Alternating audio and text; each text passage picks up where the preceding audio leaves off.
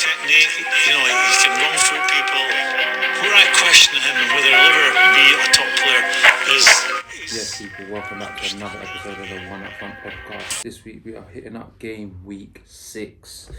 It's been an eventful kind of weekend. A lot of that will go into honourable mentions. So without further ado, let's get into this. Tony, hat-trick hero down at the community stadium. Scored a penalty, one step, top bins, hit a free kick that no one saw coming, whipped it to Melier's post, near post, top corner. He took a step, went the other way, and then a touch of class. Ball got cleared out from the keeper. He took the touch, nutmegged the guy, dribbled a bit further, dinked it over the two defenders. That was a quality hat-trick from him. He's giving me serious Drogba vibes. Like he's really showing he can do it at a higher level. And it's a shame he never got a chance, but he's definitely, I don't see him there at Brentford next year. So they better get their scouting system and roll out another striker, because they've probably got the best striker rollouts as Atletico Madrid. Trust me.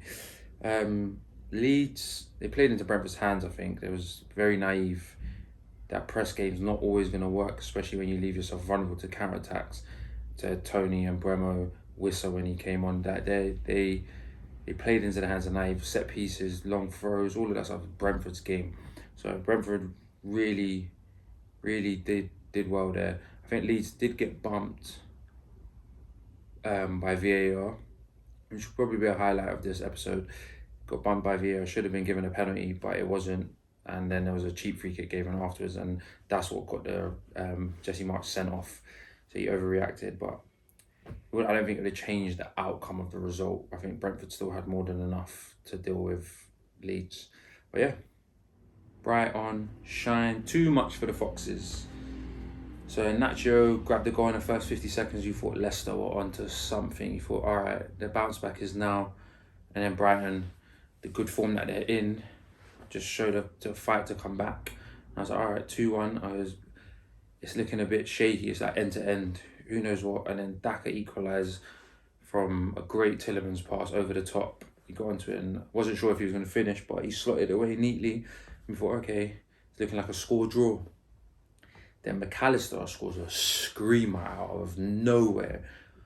But that got ruled out for offside from Mwepo, whatever his name is. And then Trossard took the lead for 3-2. It's good tidy finish there. Trossard and Gross are tidy-ish players, like unsung heroes. They get the job done. I know for Brighton fans, they're world beaters, but for everyone else, they're actually good ballers. They can actually play. But McAllister, who's Argentinian, I thought he was Scottish or something. Like he's the most Scottish-looking Argentinian I've seen. He scores a pen.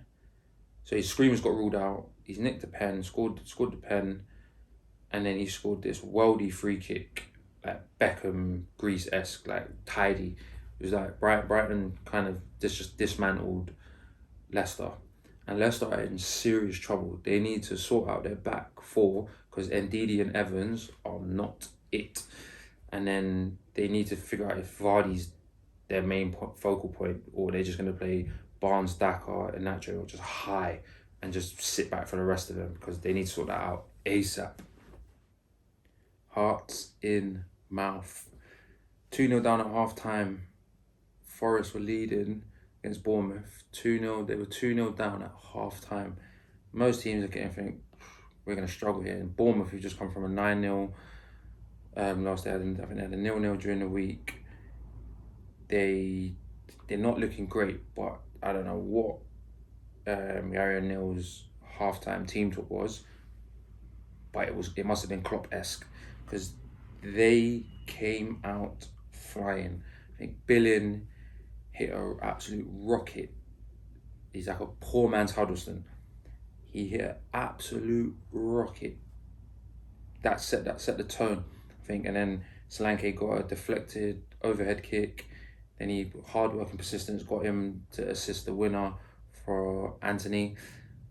It showed that they've got a bit of bite about them. I still think they're going down, but it showed there's resilience. Forest, again, they've got to gel. They've got to find. It can't just be always attack, press.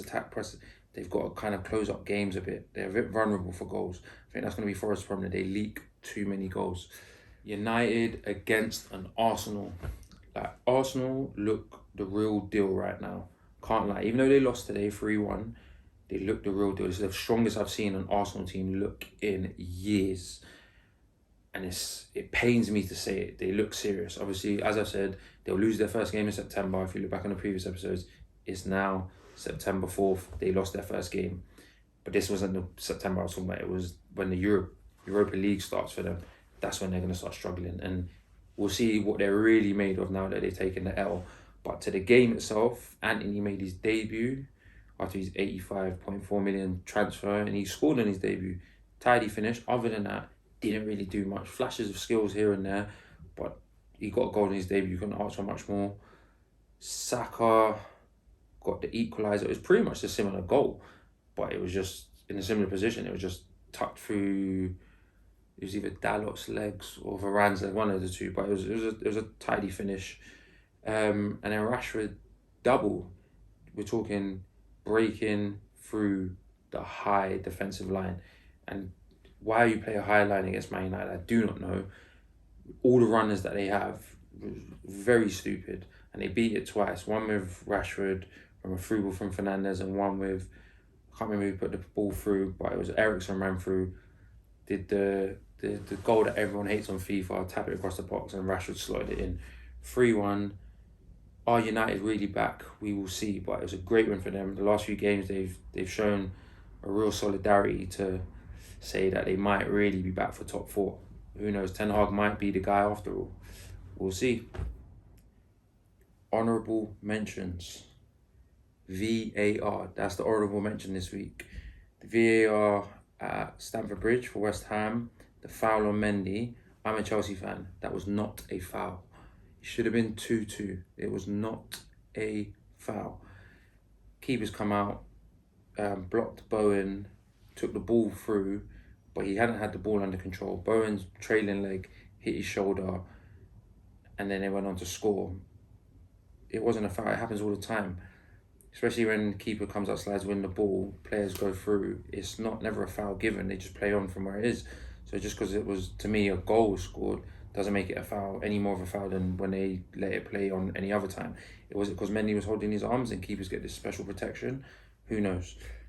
The other VAR incident was Newcastle. When the cross came in, Willock went for the ball. He's actually going for the ball. Palace keeper's going for the ball. Palace keeper's nowhere near the ball. Willock's closer to the ball. They collide, and then it goes in off of Mitchell. It's not a foul. They've both gone to play the ball. Neither have got the ball. So you just let it play on, because it's no more of a foul from Willock to Gaeta, and there's no more of a foul. Well, it's more of a foul from Gaeta to Willock, but neither of them are technically getting the ball. So again, is it this special bubble wrap around goalkeepers that they get the protection that they shouldn't get? And then the other couple incidents that happened at Everton-Liverpool game, Cody tapping. Now, I've seen various lines being created, and it's skeptical. So I don't know how VAR have done it. It doesn't look like, if they're doing it with the line with Van Dijk, that's fine, he's offside. But if they're doing it with the line of where the fullback's foot is, who's going to block the cross, then he's onside. So you just got to look at it. I'll see if I can get the image and put it up, but you've just got to look at it yourself and think, this line, where are they putting the lines? The one I think they got wrong 100% was the Van Dijk foul. That was dangerous. He could have snapped his leg. If it was the other way around and it was that Onana guy on Van Dijk, it would have been a red card. Facts. It would have been a red card. He was over the top, through his ankle, stud showing, coming through his leg. What more dangerous play do you want? So I think Van Dijk should have got a red card for that one. But yeah, that was VAR this week, and that was our honourable mentions. And catch us up next time, game week 7, for another review. I used to wanna be a baller. I had whip like Bex in the corner. The grass went greener. I couldn't think out of the box like Courtois. Started going OT. When we're going up, shall we say 4-4? Any young boy that you see around me, guarantee got weak foot 4.